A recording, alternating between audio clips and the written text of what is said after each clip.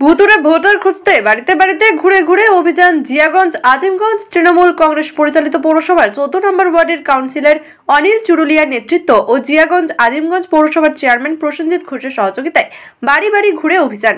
Netaji indoor স্টেডিয়ামে মাননীয় মুখ্যমন্ত্রী মমতা বন্দ্যোপাধ্যায়ের নির্দেশের পরেই জিয়াগঞ্জ আজিমগঞ্জ পৌরসভার 14 নম্বর ওয়ার্ডে অভিযান চালায়।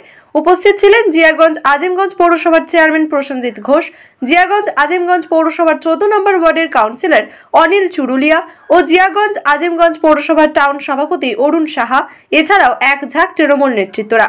দেখুন সেই ছবি আজিমগঞ্জ থেকে জাকিরুল হকের রিপোর্ট, বাংলা নিউজ। মাননীয় মুখ্যমন্ত্রী মমতা বন্দ্যোপাধ্যায় যে নির্দেশ আমাদেরকে দিয়েছেন যে প্রতিটি বাড়ি বাড়ি ঘুরে সেই বাড়ির যে ভোটার, আমাদের যে প্রকৃত ভোটার, সেই ভোটার যেন একখানো ভোটার বাদ না যায়।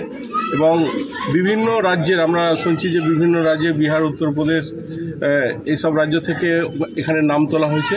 সেই বিষয়ে আমরা সচেতন আছি। আমরা প্রত্যেকটা ভোটারের বাড়ি গিয়ে আমাদের যে ভোটার লিস্ট আছে সেই তালিকা আমরা মিলিয়ে নেব এবং একজনও ভুতুরে ভোটার আমরা আমাদের তালিকায় থাকতে দেব না। এটা আমরা দায়িত্ব নিয়ে, এই দায়িত্ব আমাদের জিয়াগঞ্জ আজিমগঞ্জ পৌরসভার 17টা ওয়ার্ডে পৌরসভার যারা কাউন্সিলর আছে এবং যারা ওয়ার্ড সভাপতি, বুথ সভাপতি, দলের সর্বস্তরের কর্মী সঙ্গে নিয়ে আমরা প্রতিটা ওয়ার্ডে ওয়ার্ডে, প্রতিটা বুথে বুথে, পাড়ায় পাড়ায় আমরা নেমেছি এবং আমরা চিহ্নিত করে মৃত ভোটার, অবৈধ ভোটার, সব ভোটারগুলোকে বাদ করে আমরা প্রকৃত যারা ভোটার, যারা আমাদের রাজ্যের নাগরিক, তারা যাতে প্রকৃত ভোটার তালিকায় নাম থাকে সে ব্যবস্থা আমরা সুনিশ্চিত করব এবং মুখ্যমন্ত্রী যে নির্দেশ দিয়েছে সেই নির্দেশ আমরা অক্ষরে অক্ষরে পালন করব। আজকে কোন কোন ওয়ার্ডে ঘুরবেন?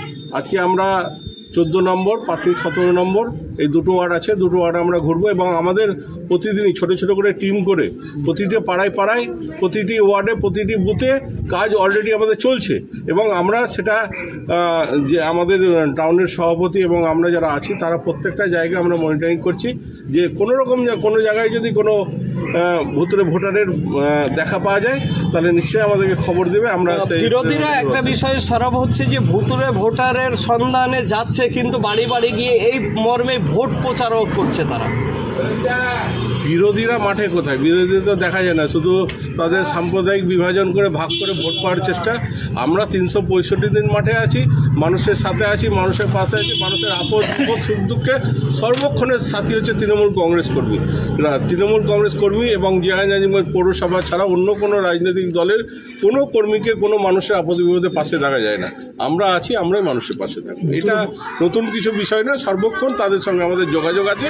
কিন্তু আমরা যেহেতু আমাদের মুখ্যমন্ত্রী মমতা বন্দ্যোপাধ্যায় যে নির্দেশ দিয়েছে সেই নির্দেশটা আমরা অক্ষরে অক্ষরে পাবো। ভুতুরে ভোটারে কি খোঁজ পাওয়া গেছে? এখন মনে হচ্ছে নেই, কিন্তু যা নিউজে পাচ্ছি যে বিহারের বহু ভোটার এদিকে এসে নাম এন্ট্রি করিয়েছে, সেই হিসাবে আমাদের অভিযান চালালে বুঝতে পারবো কী আছে না আছে। মানে এটাকে একটু রিকভারি করে নিচ্ছে। রিকভারি আমরা শোনা ইতিমধ্যে আপনারা প্রচার করেছেন চেয়ারম্যান এবং সভার নেতৃত্বে 17টা ওয়ার্ডে তন্ন তন্ন করে, মানে যেটাকে চিরুনি তল্লাশি। মমতা ব্যানার্জি নির্দেশ দিয়েছেন 27 তারিখ, অভিষেক ব্যানার্জি নির্দেশ দিয়েছেন। সেই নির্দেশকে মাথায় নিয়ে এই শহরে পৌরসভার পক্ষে চেয়ারম্যান, দলের পক্ষে আমি, সবাইকে নিয়ে আমরা ছুটছি। এই খবর আপনারা আগেই করেছেন। কোনো অবস্থাতেই বিজেপির এই যে চক্রান্ত, এটা সত্য প্রমাণিত হয়েছে।